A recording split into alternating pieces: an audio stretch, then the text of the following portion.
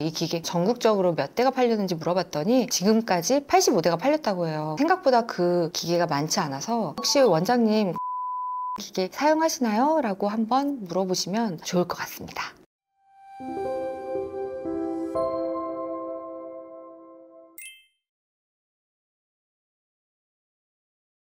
의사들만 알 수 있는 방법이죠. 첫 번째는 상담사와 가격별로 렌즈를 상담하지 않는 안과예요. 만약에 이제 백내장수를 하러 갔는데 백내장이 있으시네요. 수술하셔야겠어요. 하고 이제 렌즈는 그럼 어떻게 해야 되죠? 밖에서 상담사 얘기하세요. 갔더니 렌즈 종류가 쫙 있고 가격별로 이렇게 있는데 어떤 가격대를 하시겠어요? 이렇게만 상담을 하신다면 잘못된 렌즈를 고를 가능성이 사실은 많다고 생각하거든요. 예를 들어서 제가 최근에 정말 안타까운 환자분이 있었는데 오자마자 막 펑펑 우시는 거예요. 그래서 왜 우시냐고 했는데 말을 할 수가 없을 정도로 계속 우시길래 눈을 봤더니 아이엔스가 들어있었던 거예요. 그래서 왜 아이엔스를 넣으셨을까? 치과 의사 선생님인데 가까운 걸 잘 보려고 수술했는데 가까운 게 더 안 보여요. 이러면서 너무 속상해 하시는 거예요. 그래서 도대체 이분이 왜 아이엔스를 넣었을까 너무 궁금해서 도대체 이 렌즈 선택을 어떻게 하셨어요? 그러니까 자기가 선택을 했다는 거예요. 그래서 자기 탓이라고 하시는데 어떻게 선택을 하게 됐냐니까 안과 의사 선생님과 얘기를 해서 좋은 렌즈, 다초점 렌즈를 하기로 했대요. 가까운 게 잘 안 보이시니까. 그래서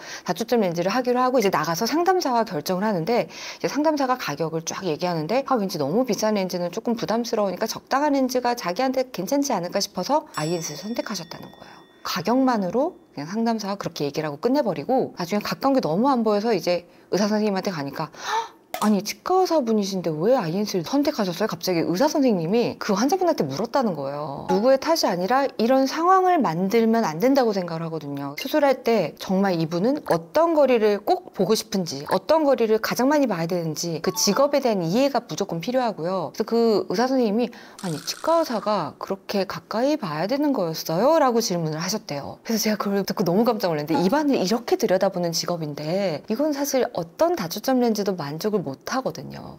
그래서 저는 이분의 그 아이엔스 선택도 너무 안타깝고 사실 더 가까운 렌즈를 선택했어도 불만족스러운 그런 상황에서 너무 대화가 안 됐던 거죠. 이렇게 대화가 안 된 상태에서 평생 쓰는 렌즈를 결정하면 눈이 굉장히 중요한데 한 번의 실수로 굉장히 불행해질 수 있어요. 절대 상담사와 가격으로 결정하시는 것을 피하셨으면 좋겠습니다. 두 번째는 나의 직업과 취미 그리고 앞으로 뭘 해야 될지를 충분히 어필을 하셔야 돼요. 안과에 가서 렌즈를 선택할 때 나는 무슨 렌즈를 넣은 게 좋을까 되게 많이 알아보시고 렌즈를 공부하시는데 더 중요한 게 가서 나는 앞으로 뭘 할 거고 어떠한 거리가 제일 중요한지 내가 좋아하는 취미가 뭔지 내 직업이 뭔지를 말씀하셔야 돼요. 그래서 그분은 치과 의사니까 입안을 정말 이렇게 들여다봐야 되고 정말 점 같은 신경을 봐야 된다. 난 이거를 꼭 보고 싶다. 이 말씀을 꼭 하셨어야 되는 것 같아요. 70세 넘으신 분들 직업이 뭐세요? 이러면 지금 아무것도 안 합니다.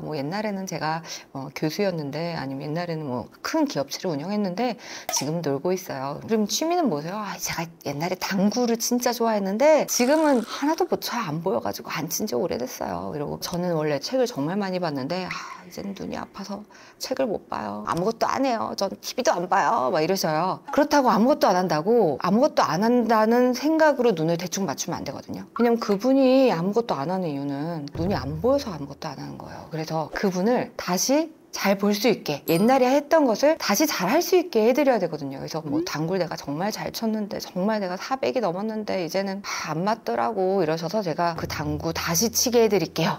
이렇게 말씀드렸거든요. 그래서 직업 꼭 얘기하셔야 되고 어떤 분은 카메라 감독님이 오셨는데 그분도 40대셨어요. 어떤 병원에서 단초점을 넣고 오신 거예요. 멀리는 보이는데 카메라가 안 보여서 너무 불편한데 이걸 왔다 갔다 보면서 동시에 해야 되는데 단초점을 넣고 오셨어요. 왜 단초점을 넣으셨어요? 또 물어보니까 빛 번짐이 너무 심하다 그래서 무서워서 넣었다는 거예요. 빛 번짐이 없는 다초점 렌즈도 있는데 그걸 넣으셨더라고요. 그래서 제가 바꿔드리고 좋아하셨거든요.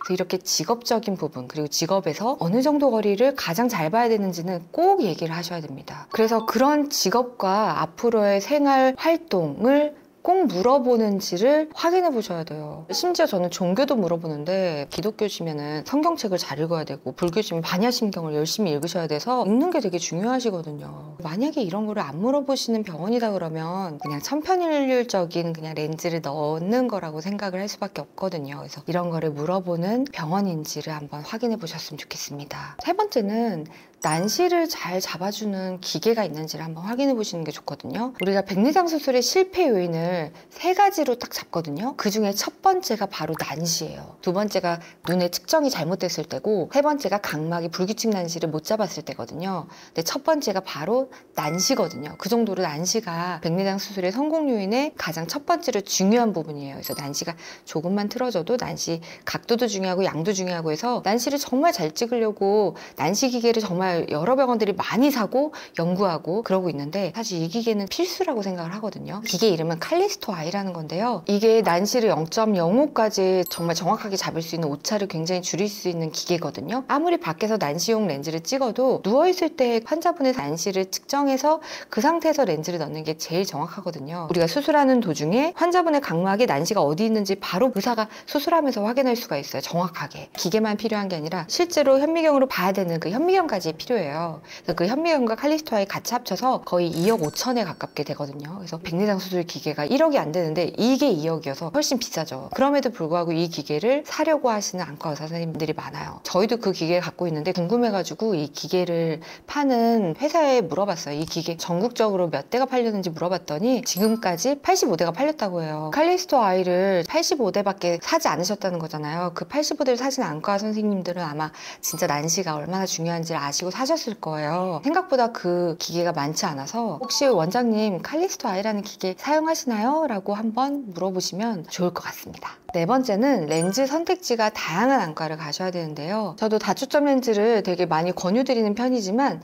모든 환자분이 다초점 렌즈가 맞진 않거든요. 어떤 분들은 단초점 렌즈를 하는 게 굉장히 좋을 때도 있고요. 나한테 맞는 렌즈를 찾아주는 게 되게 중요한데, 그러려면 이 렌즈에 대한 이해가 굉장히 많아야 되잖아요. 근데 이 렌즈를 다 써본 의사는 극히 드물거든요. 그거에 대한 장단점을 잘 모르니까 내가 계속 쓰던 렌즈만 쓰시는 분들이 좀 있으세요. 그리고 요즘 더 최신 렌즈들이 많이 나와서 계속 환자분들이 이런 렌즈 있어요? 라고 여쭤볼 정도로 정말 다양한 렌즈들이 많이 있는데 그 렌즈가 없는 병원도 있어요. 그래서 그 병원에서 다양한 렌즈를 한번 써보셨는지, 그리고 지금 최신 렌즈도 하고 있는지 이런 것들을 좀 확인해 보시는 게 좋아요. 이제 상담할 때 렌즈를 고르라고 하는데 한 2-3개 정도만 있고 그 안에서 고르라고 하는 병원이 있어요. 다른 건 안 쓸 때 그 병원은 좀 피하시는 게 좋아요. 왜냐면 정말 수십 개의 다양한 렌즈가 있고 각각의 장점이 있어서 다양한 렌즈를 환자분한테 다 대입을 해보는 게 좋거든요. 근데 그런 것들이 다 무시가 된 채 그것만 계속 쓰시는 병원이라면 여러 가지 렌즈를 이해를 하지 않는 병원일 수도 있어요. 그리고 렌즈를 찾는 게 사실 되게 복잡하고 난해한 부분이에요. 저도 심지어 계속 렌즈에 대해서 공부를 하거든요.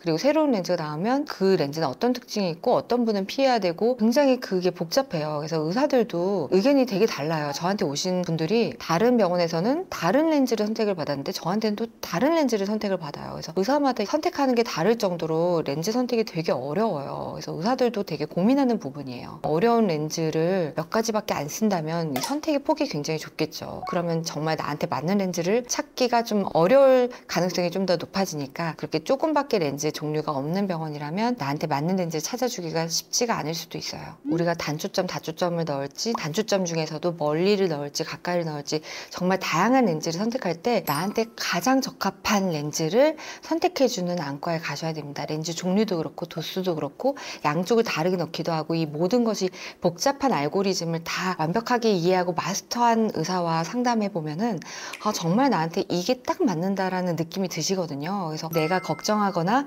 내가 잘 보고 싶은 것을 다 만족시켜주는 그런 렌즈를 찾아주는 안과 선생님과 만나서 그런 대화를 나누실 수 있는지를 확인해 보셨으면 좋겠습니다. 오늘의 영상이 도움이 되셨다면 구독과 좋아요를 꼭 눌러주세요. 감사합니다.